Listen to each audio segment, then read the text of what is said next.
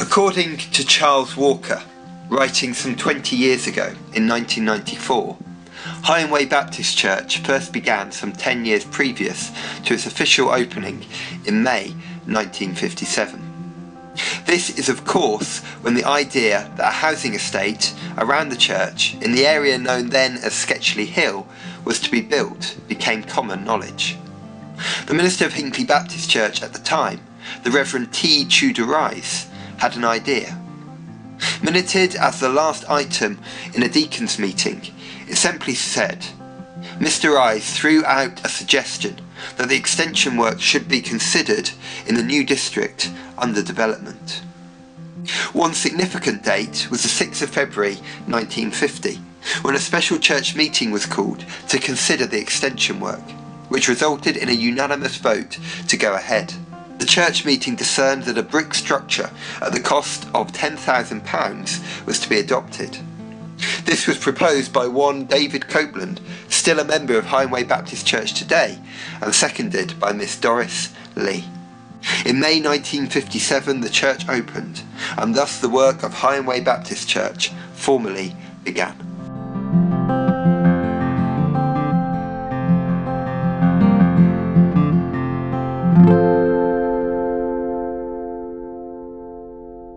This decade started with a series of firsts for the church. The first full-time minister, Kenneth Hibbs, was called in 1958, and the first church meeting held on the 16th of December 1959. The first evening service happened on the 5th of May 1957, and the well-attended Sunday school was set up in those first few years also. The Sunday school also went on their first trip to be part of the annual summer procession led by the local Sunday School Union on the 6th of July 1957. The first members of the church were welcomed in on the 7th of December 1959. There were 9 in total.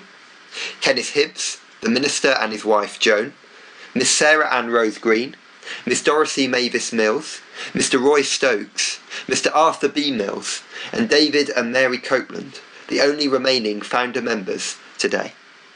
Other people and members came into the church, and some are still around to remember what it was like in that first decade. The council estate was built, it was built for people with young families.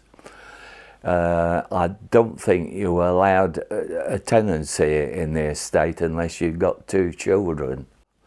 I can remember this huge junior Sunday school, over 100 kids in it, and a senior department of which I was a superintendent of, got something like 25 to 30 young people between the ages of 11 and 15, mainly younger than that.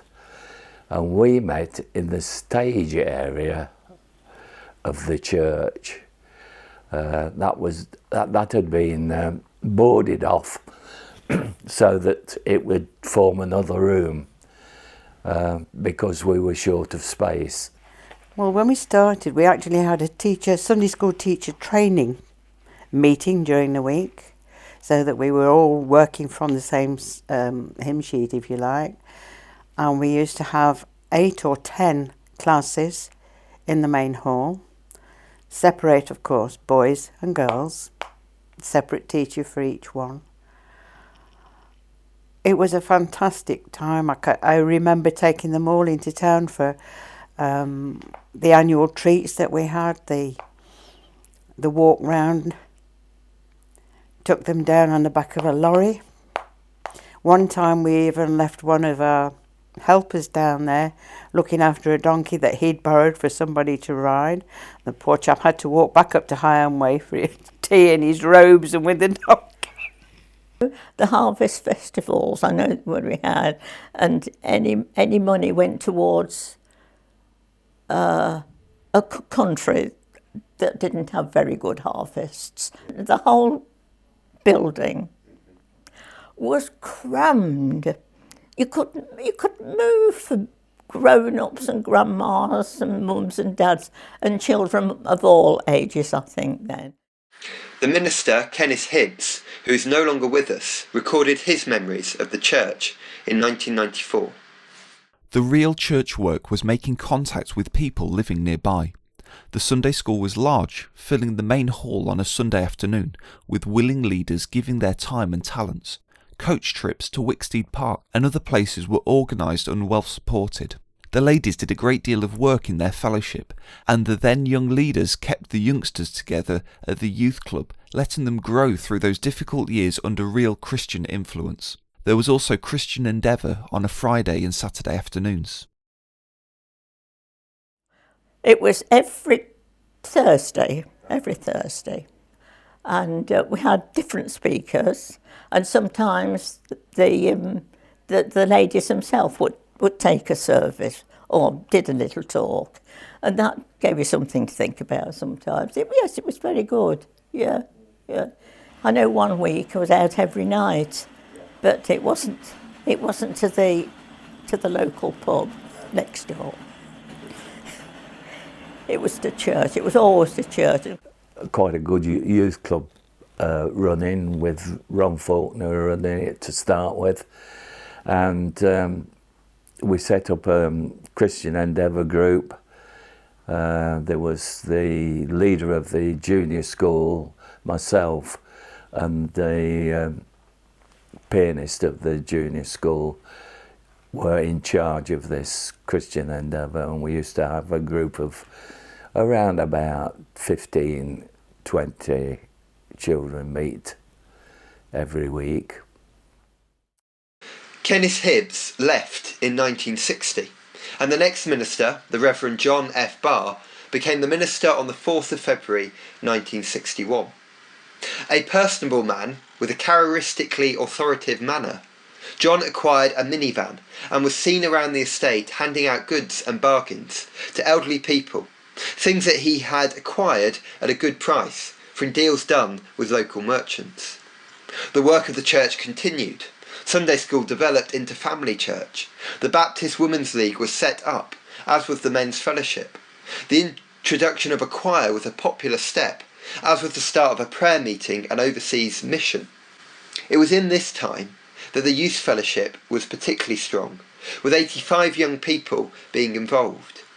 It was also in this time the new manse was built and completed on the 11th of May 1963.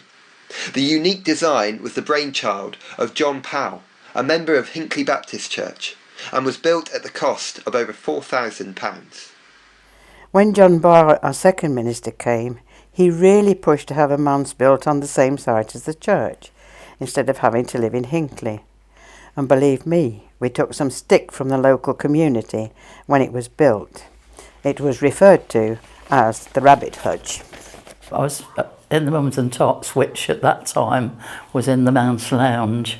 But when I came to live here, there wasn't a Manse Lounge. The minister then lived in Hinckley.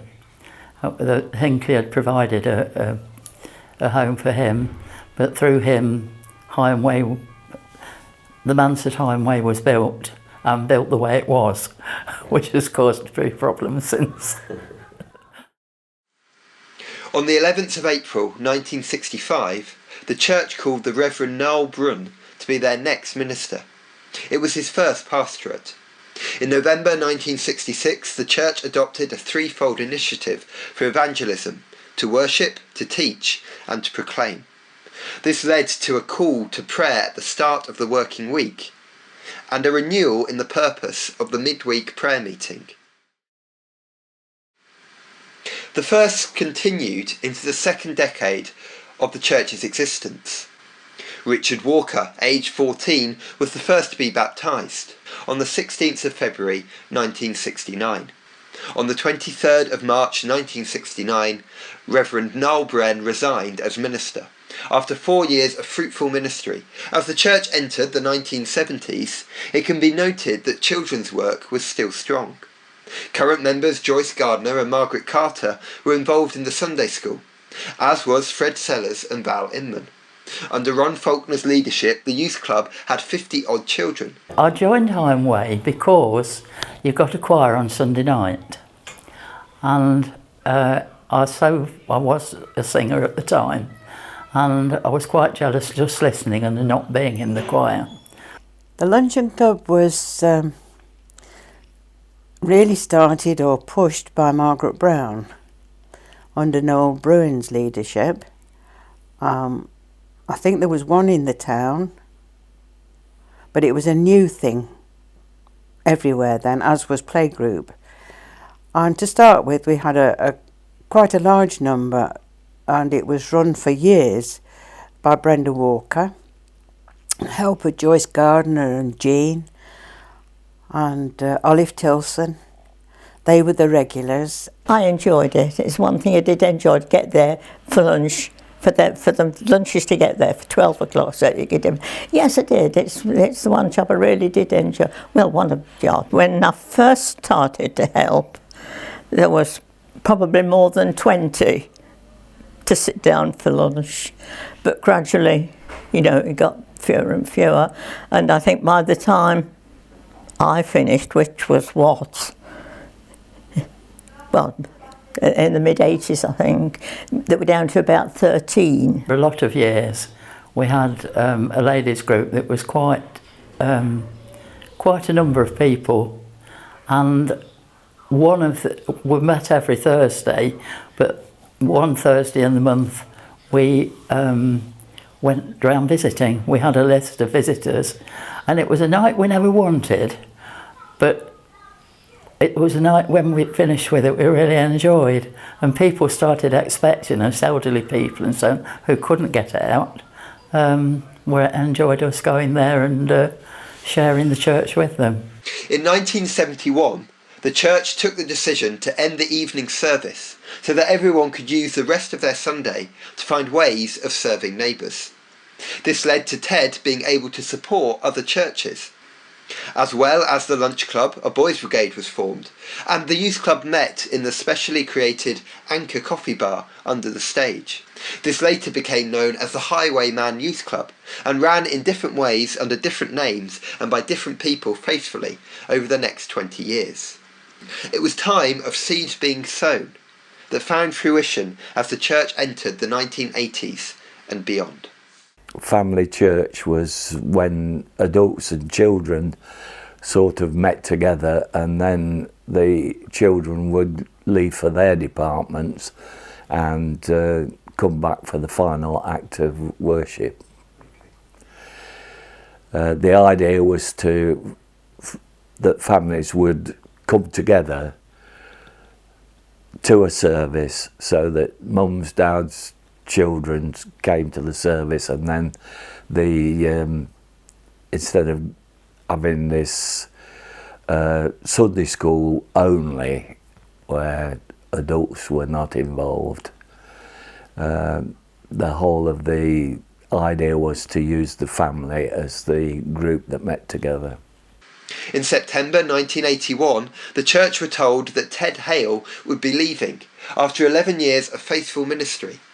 The church formally strengthened its ties with Hinckley Baptist Church, with a joint team ministry between the Reverend Stuart Petty, Reverend Stephen Moore and the Reverend David Lewis, who Higham Way called in September of 1983. The team ministry was present till the early 1990s. In terms of what the church did, things continued much as before. The prayer and Bible study group started in 1982, and it became an established part of church life. House Group, the Baptist Women's League, Friday Night Youth Club all continued to run and be an important and effective part of the church's life. And the playgroup and brownies met regularly and were included where possible. New faces came to the church as older members passed, meaning numerically the church remained pretty much constant at the end of a decade that saw a lot of change.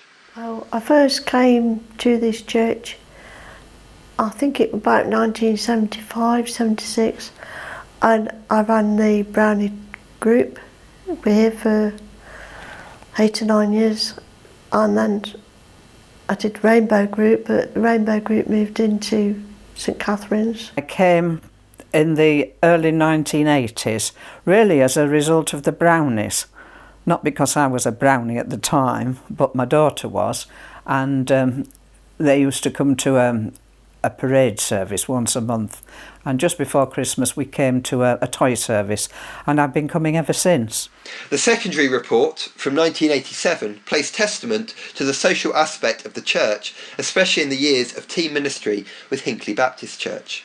There were joint outings, a joint holiday club, joint car treasure hunts, and trips to garden festivals.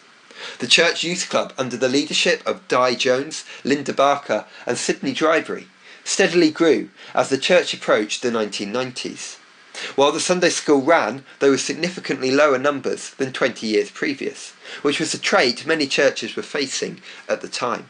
In 1989 it was clear that change was once again facing the church. David Copeland decided it was time to step down as church secretary as soon as a replacement could be found, and David Lewis informed the church that he would be leaving in June 1989. These events seemed to end the team ministry that had been functioning at Higham Way and Higham Way Baptist churches, as the need was not felt any more by either church family. In 1990 and 1991, the fall of the Iron Curtain had an unexpected but tremendous effect on Higham Way and the other surrounding churches. The church, hearing of the need of their Christian brothers and sisters in Romania, collected and sent lorry loads of provisions to the other side of Europe. Links and friendships were forged with churches, and Higham Way were able to provide £800 to help one church build a new church roof. In return, they received a thank you gift of a wooden communion set, still used at communion services in Lent to this day. It was again a testament of God's call and provision that enabled such a huge enterprise to take place from such a relatively small church in rural Leicestershire. Well, in that early period, I well remember being part of the Romanian appeal, and that was a very exciting time, not only for Higham Way, but for the church, the wider church in this area. Had a very profound impact. One Sunday morning, Mark was preaching and praying for the people in Romania where Ceausescu had just been deposed and flown off in his helicopter. And God touched my heart to sort of say, well, don't just pray about it. Both yourself and the church have got resources that can possibly do practical help. But at the same time, God touched the hearts of people at Higham Way Baptist Church as well. And very soon we got our heads together and realised that there was a potential for quite a substantial appeal. And this then became widened to any churches in the area that had got an interest in supporting it. And we established the Higham Way Church's Romania appeal. And from that point then things started to flow very, very rapidly, with a little bit of information in the local press and with some posters going out. Aid started to flow in quite quickly. We then established work parties on a Saturday morning to sort out the varied goods that had been supplied. We started off believing that we might have difficulty in filling one 4-ton van, but very soon that van got filled and a second vehicle was allocated to the first delivery, and that soon filled up as well. And they left with quite a lot of goods still remaining and pouring in, so we then arranged a second delivery where we repeated the process of packing the boxes and stacking them at the back of the church. So there's quite a few Sundays where the packing boxes became part of our Sunday morning worship, all labelled and ready to go, and it was a good opportunity to bless the commitment ready to go. For my part, I just count that as an exceptionally fortunate period in my life where God just breaks through, and when God breaks through and you comply, then you can see His grace clearing all obstacles. By 1991, both a new church secretary, Wyn Richards, and a new minister, John Edwards, had been found at Higham Way. This led to 2 new building projects being launched by 1992. The other building project that caused a stir was in the 1990s, when the land to the side of the church became Higham Way House, and there was the opportunity to extend and refurbish the church itself. The building of Higham Way House next door and the erection of the new entrance foyer in church, well, that was exciting and busy. It made a big impact. We're very busy changing times in those days. By 1996, though the fabric of the church looked very different, much of church life remained the same. It was as strong and as well established as the faithful witness of the church to the community to which it belonged by this point. As the church marked 40 years, the creativity and bravery of the church was once again obvious. The church launched a mission and evangelism initiative committed to outreach in the local area. Regular services with the aim of encouraging younger people into the church were launched. Several members of the church also joined a choir, seeing it as an evangelistic opportunity. And John Edwards, the minister, encouraged the church to approach neighbours with the offer of prayer regularly. Prayer triplets were also launched around this time, and there seemed to be a feeling that after some years of relative inactivity, or at least a lack of new initiatives, due to the weight of several building projects, a new lease of life was apparent within the church. I mean, the reason I came to this church, I'll be quite honest, it was the nearest one when I moved up from Chesham, but I had a lovely welcome from them right from the start, you know. And that was nice to find that the people in Higham Way are very friendly and very, you know, caring. But it did help with the mums and tots for quite a long time, which was very interesting. They got all the toys out, you know, and had a lovely time.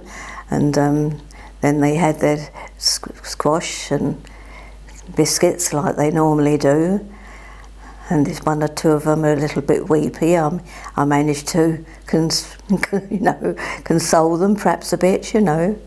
Other highlights have been the holiday Bible clubs, where we've used so many people and so many different dressing ups and drama and all sorts of things, and people still remember me and David as scarecrows.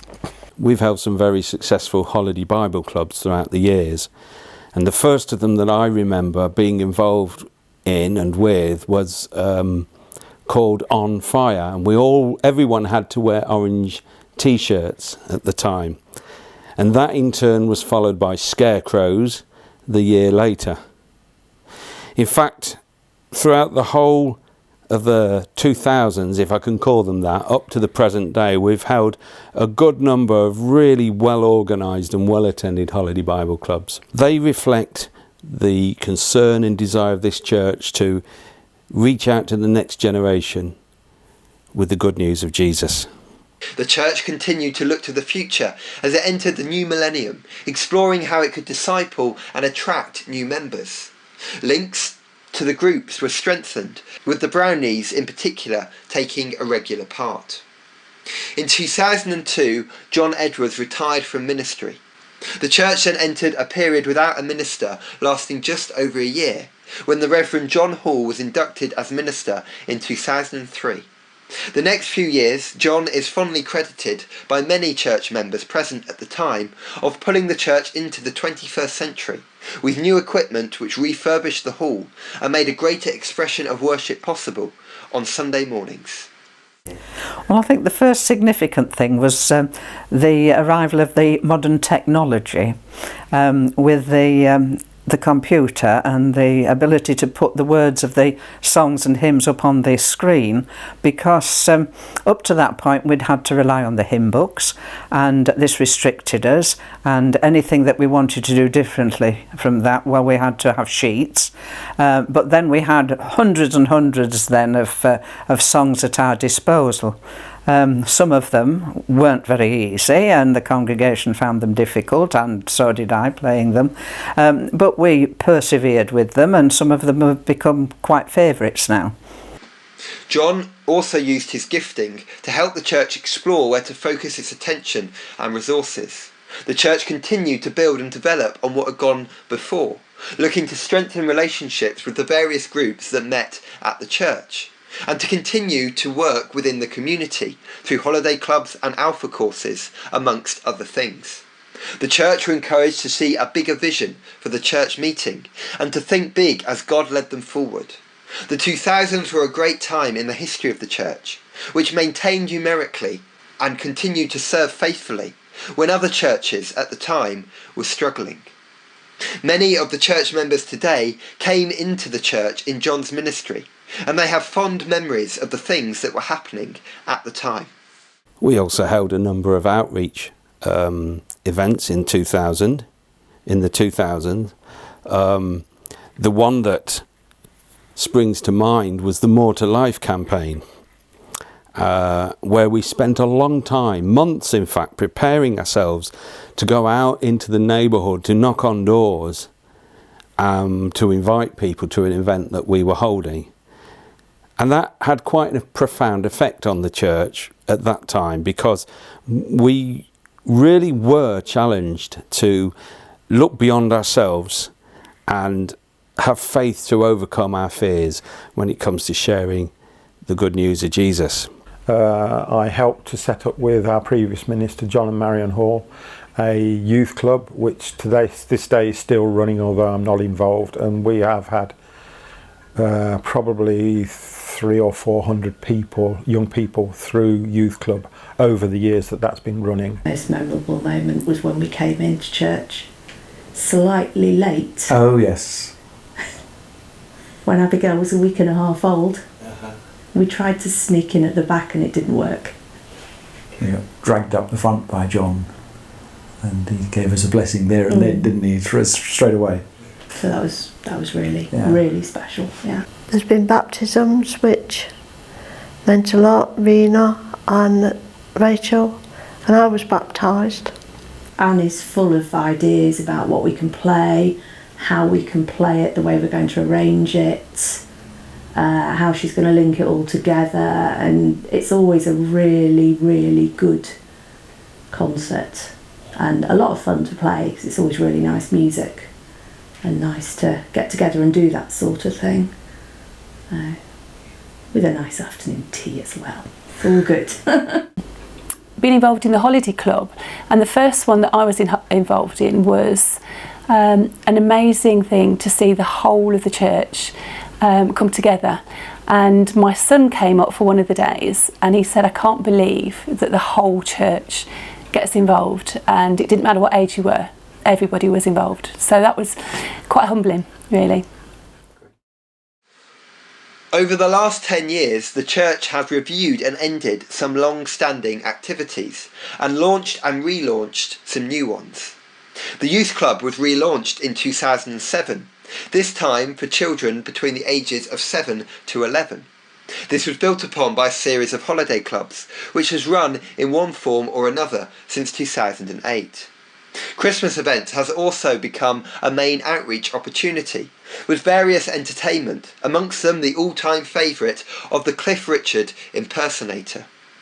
House groups were relaunched, and are still, on the whole, well attended today. John Hall retired as minister in 2011, leaving a fairly modern, very faithful and brave church, which, as their profile read in 2012, were ready to be challenged to reach out into the community. Two leaders at the time remember how God worked in the church between John II and John III becoming ministers. At the end of that 6 weeks time period, our area minister, team leader Diane Tidball, came over and led a day with the church to really look at what the church was wanting in a new minister in terms of age, family, etc. And to help us draw up a profile. And the church had a very and the leadership at that time had a very specific profile of the person that we were looking for. But Diane sort of turned that, with the Lord's help, on its head, because by the end of the day, the church members came to the conclusion that actually it wasn't what we want. We could say we wanted an all singing, all dancing minister, but the minister, it was important that the church had the minister that God wanted. So we initially said we wanted a 40-year-old plus with a young family, etc., not straight out of college, anything like that. What do we get?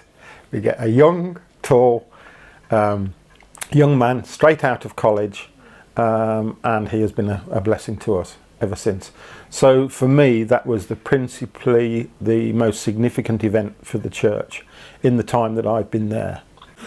One of the most significant times I felt was my dad was the minister here, and he left, and I was church secretary at the time of the interregnum. And I think what was always evident with the church is a closeness and a family environment, a family feel, and I felt that during the time when we had no minister, that came across more strongly. The church called the Reverend John Grant in August 2012. Who was definitely something a bit different from the previous two ministers, also named John, as he arrived at the tender age of 24 and was straight out of college, Higham Way Baptist Church being his first pastorate. This was something that the previous minister, John Hall, had actively encouraged as his time in ministry ended, as he felt it was important to help the church explore a new direction. John came in ready to build on what had already been laid over the previous 55 years, and despite its mainly ageing congregation, found the church to be remarkably open to new expressions of worship and ideas. The church continued to reach out to the community with prayer days, and Higham Way Friends being launched. They also approached neighbours offering prayer and giving out candles to invite them to the carol services at Christmas time. The fruit of this in 2015 and 2016 was quite staggering, as around 100 people were in attendance at the carol services. Over the last few years, the church has built on a number of successful holiday clubs by running more regular activities for children throughout the year. This has seen some new families join the church, which is not a common feature for churches of this demographic nationwide. I think for me, the encouraging thing with the church, John, is we are starting to see younger families come into the church, which is a great encouragement, and there is a sign of the church actually starting to grow, which is again, a big encouragement. I like when we're working with the children and the outreach, because I like working with the children, so that to me is very significant. The light party last year was really fantastic. I've found that we've tried different ways of worshipping on a Sunday, which has been really good to encourage younger families into the church, and also that I found that a lot of people are given opportunities to try new things and to be encouraged and supported as part of the church. One of the most significant times was when Terry and Elaine Cotton were baptised within a short space of each other, particularly Terry's baptism, because it was the first baptism I'd ever done, and it was done in a different way. It was something I was quite nervous about, but just the moment when we did baptise Terry and the love that was shown towards him by the rest of the church was just amazing. And again, when Elaine was baptised, the first fully immersion baptism that I did, that was also very significant, and it was just great to see that couple take such a big step forward in their faith and really proclaim that Jesus was their Lord and Saviour, and be able to tell of the journey that they'd been on.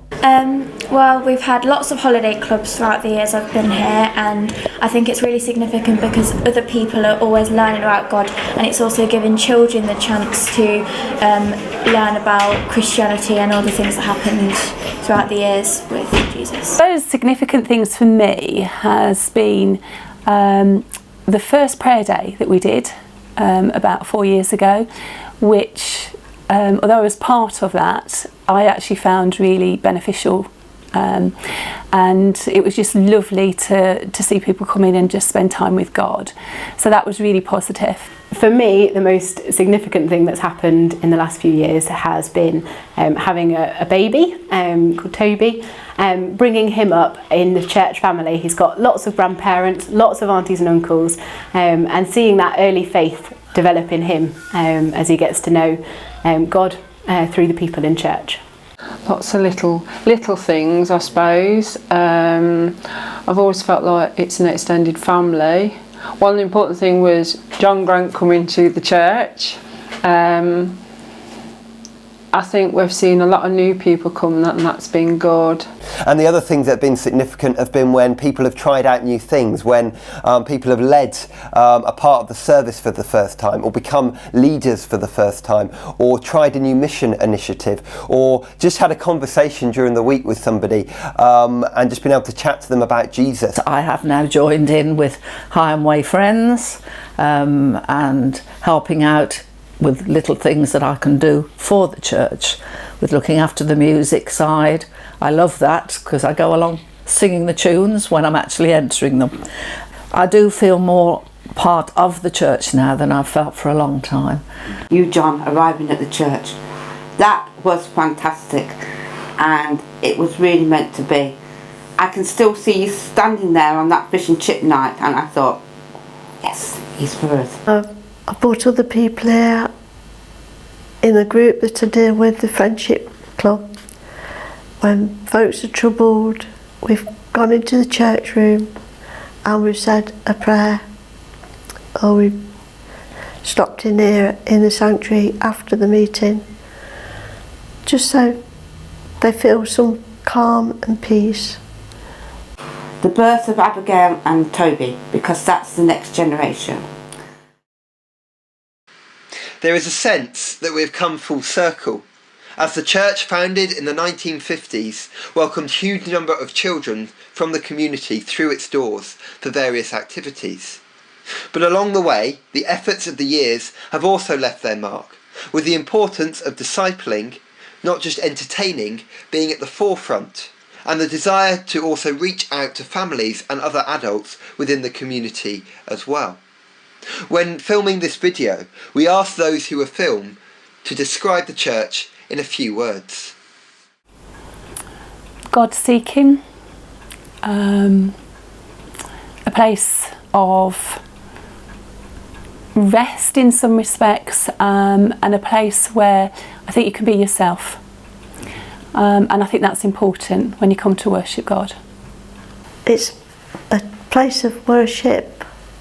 I've been with God, a place of feeling calm, a sanctuary where I can come and I can talk to the Lord on my own. I come home and I say, oh, I've had a real good laugh today at church, and I get, what do you mean at church you've had a laugh? And I just think, but that's what it's all about. It's not serious all the time. It's not doom and gloom. It's supposed to be glorious. God and Jesus were glorious. Well, I think it's a really happy place to be, and because you can meet with other people and join fellowship with them, if you please. You can talk to them. You can also worship God as a group, as a family. I've always felt it's my other family, particularly at times that, well, when I lost my husband, I'd got my earth family and my God family, and I've always felt that. Welcoming. Always welcome. It always was, and it is now. There are not many people that come strange to the church that sit down and have nobody to talk to them. It doesn't matter what car you drive, doesn't matter where you live, we're all equal in that church. We're all God's children. Everyone seems to have a smile for you. It is friendly. You walk in and you know, sort of people talk to you, and even people you've never spoken to before, they come over and say hello. It's not just when you first visit, people are loving and welcoming. It's constantly encouraging and a supportive church. It's a very friendly and welcoming church. Church is a special church in terms of a haven for people. One of the great strengths of this church has always been the people. Higham Way has always been a caring church. People are very concerned for people, and people genuinely help people out. And I think that's really good. There are days when we all find it difficult to get up and get out of bed. We've got the troubles of the world. Life is hard. But when you can go to church, share your burden a little bit, and people understand and they don't judge you, I think that's what makes it a special church. They are always there as a group to help you when anything goes wrong. A healing church, and that's not where we lay hands on people or whatever, but we just sort of get alongside them and help them to realise God's love for them, that He is there for them, and help them to heal and become much more whole than they were when they first arrived. Basically, it is still a group of people come together to worship, and that hasn't changed. Higham Way to me is a proper church. It's lively all the week with people, and on Sunday we can say thank you God for what's gone on through the week. I think we've always been a church that accepts change. We embrace it and we give it a go. I think we do a lot of good things from our little church, because it is only a small church, but we do an awful lot of good. They're a really, really loving and caring church, and it's a privilege to lead such a loving group of people. Today the church is as strong as it ever has been. It is right to remember the victories of the past, which means the church is strong today, but vital that we see this not as a golden age, but a building block to the future ministry.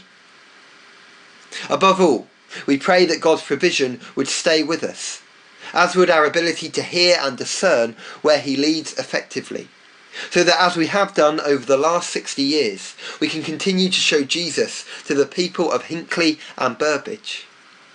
What has God got in store for us next? Only the next 60 years will tell. Of course, we all have hopes, and here are some of them for those who are part of the church today. I'm confident that the church is going to carry on because we've got a good crew. My hope, I think, is that God continues to work in the church as He has been doing. It's not my hopes, it's really that I want God's work to be done in the community and that we see more people learn about the love of Jesus. I'd certainly like to see the church grow in the future, and like I say, with the younger people, John, coming in, you know, there's every chance that will start to flourish. I would love to see, and it is happening, a younger group of people taking hold of the church and leading it forward. We are seeing new people coming into the church gradually, which is really, really nice. We're seeing some young families coming in, young children, obviously, to build up the Sunday school. To see baptisms within the church, because I think that's a sign of growth, although the church is growing. That we continue to realise how God is using us as Christians, not just when we do things as a church together, which we do really, really well, but also in our everyday lives as we're neighbours and friends and family to people, and as we go into workplaces, that God has placed each one of us in a significant place and wants to use us where we are 24/7. It would be nice to have the church full, and to full so that we have to consider the building and project around that. To keep moving forward, and we've got to keep up with the times. I think that we're going to continue to grow, and more people will appreciate it to want to come in as I do and feel you have somewhere that you can always go to. Well, I would hope that that the children's outreach would continue, and from that to have more families coming to the church as a result of that involvement. I'd like to spread the word out to more people, to encourage them to come to church, to believe in Christ, especially in the community. I don't feel as though we've got enough members of the surrounding community that come. I just want it to grow. I don't want it to ever stop. I suppose to see God moving in I'm going to say in different ways, but in perhaps more within me, to see God moving and feeling his spirit within the church. And so I look forward to a future with God at the centre, opening the eyes of the church as a church and as individuals to see the opportunities before us. That God will stay with us in our hearts throughout any good, hard, easy times that we have as a church. But I just hope and I pray that God, as I've said before, will continue to bless whatever goes on in that church as he has done so far, that we can be faithful to him as he's been faithful to us.